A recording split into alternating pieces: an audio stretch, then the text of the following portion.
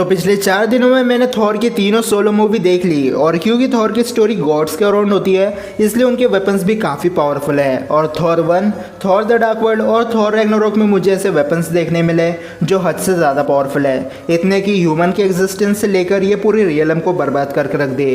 तो बस आज हम थॉर की ट्रायलॉजी के सारे वेपन्स की बात करने वाले हैं। तो शुरू करते हैं कास्केट ऑफ एंशिएंट विंटर से। अब ये फ्रोस्ट जायंट का सबसे ताकतवर हथियार है क्योंकि ये उनके प्लेनेट का पावर सोर्स था। ये रेलिक पूरे प्लेनेट को बर्फ की दुनिया बना सकता है। फ्रोस्ट जायंट ने इसी कास्केट की मदद से अर्थ पर अटैक किया था और शायद ये कास्केट बायफ्रोस्ट की तरह भी काम करता हो क्योंकि इस सीन में हम देख सकते हैं कि कैसे फ्रोस्ट जायंट अर्थ पर टेलीपोर्ट हो रहे थे। और काफ़ी दिनों पहले ये क्वेश्चन आया था कि क्या ये कास्केट पूरे यूनिवर्स को बर्फ बना सकता है, तो आंसर है नहीं। कास्केट ऑफ एंशिएंट विंटर ज़्यादा से ज़्यादा 2 प्लैनेट का पावर सोर्स बन सकता है और अगर ये यूनिवर्सल लेवल की पावर होल्ड करता तो हेला इसे कभी इग्नोर ही नहीं करती। चीजें बनावटी है या कमजोर।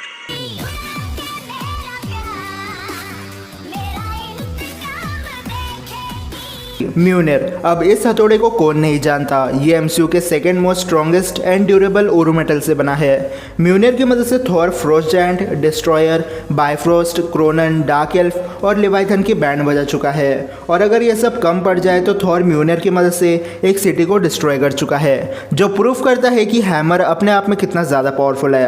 अब बेशक हेला ने इसे तोड़ दिया हो, लेकिन रूमर्स के अकॉर्डिंग थॉर 4 में म्यूनिर वापस आने वाला है। ये तो हमें नहीं पता कि म्यूनिर एट्री के पास से मिलेगा या फिर एसगार्डियंस फेविकॉल से इसके टुकड़े जोड़ेंगे। गंगनिर, अब ये गोल्डन स्पीयर एसगार्ड के राजा का प्राइमरी वेपन है और इसे लगभग एसगार्ड के सारे किंग्स इस्तेमाल कर चुके हैं।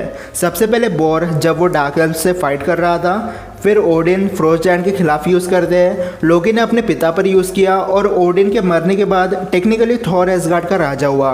हालांकि इस वेपन से वो कुछ उखाड़ नहीं पाया। अब गंगनिर भी उरू मेटल से बना है और ऐसा कहा जाता है कि इसमें से जो ऑरेंज कलर की एनर्जी निकलती है वो ओडिन फोर्स है। डिस्ट्रॉयर, अब डिस्ट्रॉयर एक चलता फिरता एसगार्डियन रोबोट है। जब ओडिन अपने ओडिन स्लीप में होता है तब डिस्ट्रॉयर का काम है उसे प्रोटेक्ट करना। डिस्ट्रॉयर सिर्फ एसगार्ड के राजा के बात सुनता है और इसके मुंह से एनर्जी बीम रिलीज होती है जो इतनी पावरफुल है कि सिर्फ एक ब्लास्ट में फ्रोस्ट जायंट का एग्जिस्टेंस खत्म कर दे। होफंड, अब ये 2 धारी तलवार हेमडाल की अमानत थी और ये उतनी ही स्ट्रॉन्ग और ड्यूरेबल है जितने थॉर का हैमर, क्योंकि ये स्वॉर्ड भी उरू मेटल से बनी है और ये एक चाबी है बायफ्रोस्ट को खोलने के लिए। और इन्फिनिटी वॉर के स्टार्टिंग में हेमडाल होफंड और अपने मैजिक का यूज़ करके हल्क को प्लेनेट अर्थ पर भेज देता है, जिसका मतलब हेमडाल को किसी मशीन की ज़रूरत नहीं है बायफ्रोस्ट को समन करने के लिए। वॉरियर्स 3 वेपन, अब थॉर के दोस्तों के वेपन्स नॉर्मल है, मतलब इनमें कोई स्पेशल एबिलिटी नहीं है, लेकिन मुझे लगा ये वेपन मूवी का पार्ट है तो बताना ज़रूरी है। लेकिन इन्होंने अपने वेपन से कुछ ज़्यादा नहीं उखाड़ा है, इसलिए मुझे नहीं लगता कि हमें इनके बारे में बात करनी चाहिए। बायफ्रोस्ट, अब बायफ्रोस्ट एक हाइपर डायमेंशनल पोर्टल है जिसकी मदद से एसगार्डियंस 9 रियासतों में ट्रैवल करते हैं, लेकिन बायफ्रोस्ट को एक प्लानिटरी लेवल का वेपन भी बोला जा सकता है। थॉर 1 में लोकी बायफ्रोस्ट को फ्रोस्ट जायंट के प्लेनेट पर खुला छोड़ देता है और अगर थॉर ब्रिज को ना तोड़ता तो फ्रोस्ट जायंट की पूरी रेस खत्म हो जाती। और ये मैं नहीं, थॉर ने खुद कहा था। और मैं ही गद्दी का असली वारिस बनूंगा। तुम एक पूरी नस्ल को खत्म नहीं कर सकते। क्यों नहीं? और अचानक ये फ्रोस्ट जायंट्स के लिए प्यार क्यों बढ़ा है? अब बात करते हैं थॉर 2 के वेपन्स की। तो सबसे पहले आते हैं laser sword and Asgardian proton cannon.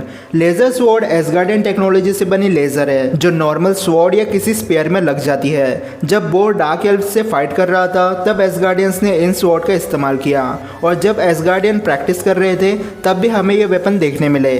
और रही बात प्रोटॉन कैनन की, तो जब मेलिगेथ ने एसगार्ड पर अटैक किया तब एसगार्डियन सोल्जर ने इन कैनन का यूज़ किया था।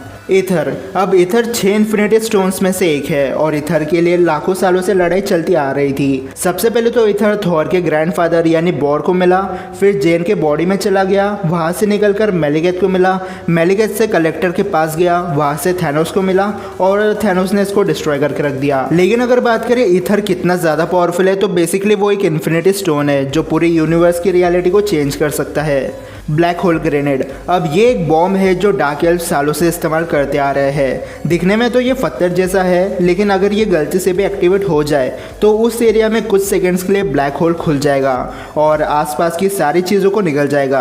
अब एक क्वेश्चन आया था कि क्या ब्लैक होल ग्रेनेड थॉर को अपने अंदर खींच सकता है या नहीं, तो आंसर है हाँ। कर्स थॉर से 4 टाइम्स ज़्यादा ताकतवर था, लेकिन उसकी भी इस ग्रेनेड के सामने नहीं चली, तो थॉर क्या चीज़ है। लोकीस डैगर। अब लोकी वैसे तो एक गॉड ऑफ मिस्चिफ है, इसलिए उसे किसी वेपन की ज़रूरत नहीं है, लेकिन क्योंकि वो एक वॉरियर भी है इसलिए वो अपने पास 2 चाकू रखता है। अब ये किस मेटल से बना है वो तो ऑफिशियली नहीं बताया गया, लेकिन ये इतना शार्प है कि थॉर के स्टील आर्मर को कट कर दे। अब शुरू करते हैं थॉर 3 के वेपन से, आई ऑफ अगोमोटो। अब ये डॉक्टर स्ट्रेंज का वेपन है जो दिखने में तो एक लॉकेट की तरह है, लेकिन इसके अंदर टाइम स्टोन है जिसकी हेल्प से टाइम को मैनिपुलेट किया जा सकता है। हालांकि टाइम स्टोन अब डिस्ट्रॉय हो चुका है। सकारियन वर्चुअल रिमोट गन्स, इन्हें सबसे पहली बार वैल्करी ने इस्तेमाल किया था। जब थॉर सकार प्लैनेट पर आ गिरता है तब सकार के लोग उस पर हमला कर देते हैं और तब वैल्करी अपने आर्टिफिशियल गन की मदद से थॉर को बचाती है।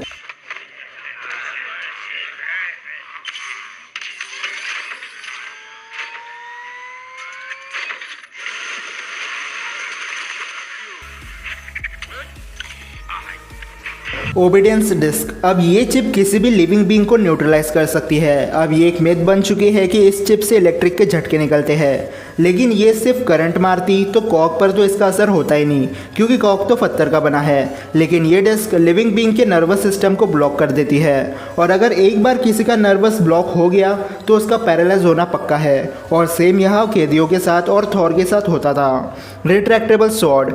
ये स्वॉर्ड सकार प्लैनेट पर मिलती है, जिसका साइज बड़ा या छोटा हो सकता है। ये बात अलग है कि हल्क ने इसे एक झटके में पिचका कर रख दिया। Asgardian worship blaster. ये एसगार्ड का वेपन है जिसे थॉर ने ग्रैंड मास्टर की हैप्पी बर्थडे वाली शिप में लगाया था। वैल्करी ने फेनरिस को मारने की कोशिश की, लेकिन ये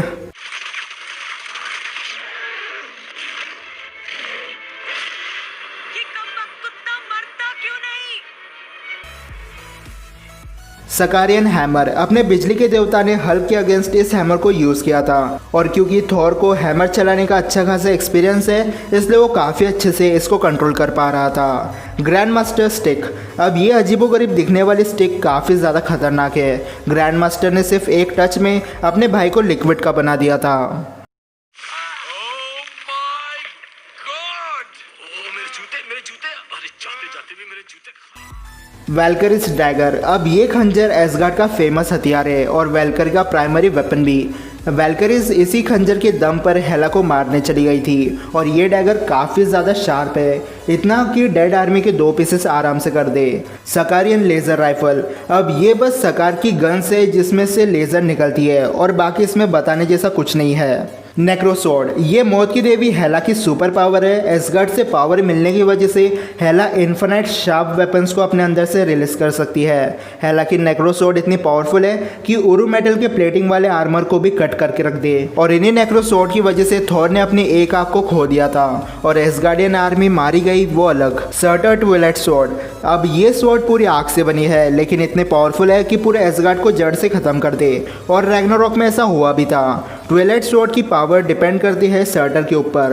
अगर सर्टर के पास इटर्नल फ्लेम है तो ये स्वॉर्ड पूरे रियलम को डिस्ट्रॉय कर सकती है, लेकिन अगर इटर्नल फ्लेम ना हो तो इसमें से बस आग के फवारे निकलते हैं। अब वैसे तो थॉर की ट्रायलॉजी में 35 से भी ज़्यादा वेपन्स है, लेकिन ज़्यादातर सिचुएशंस में उन्हें वेपन की तरह कंसिडर नहीं किया जा सकता, तो जाहिर सी बात है मैंने उन्हें हथियारों की लिस्ट में ऐड नहीं किया। तो ये थे थॉर की ट्रायलॉजी के वेपन्स। अब आप मुझे बताओ कि आपका सबसे फेवरेट वेपन कौन सा है। पर्सनली मैं बताऊँ तो म्यूनेर और गंगनेर। लेकिन अब अगर आपको वीडियो पसंद आई होगी तो इस वीडियो को लाइक और शेयर करना बिल्कुल मत भूलना, और चैनल को सब्सक्राइब करना इसी वीडियो देखने के लिए। तो फिलहाल के लिए इतना ही, मैं मिलता हूँ आपसे अगले वीडियो में, तब तक गुड बाय।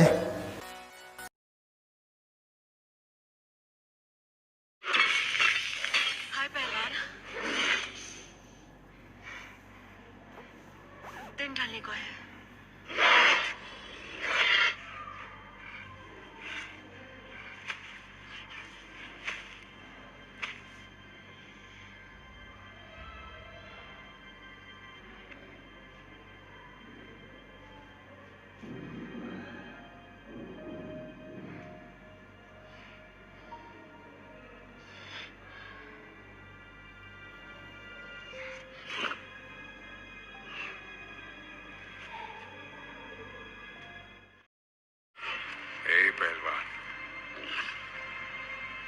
देखो दिन ढल रहा है।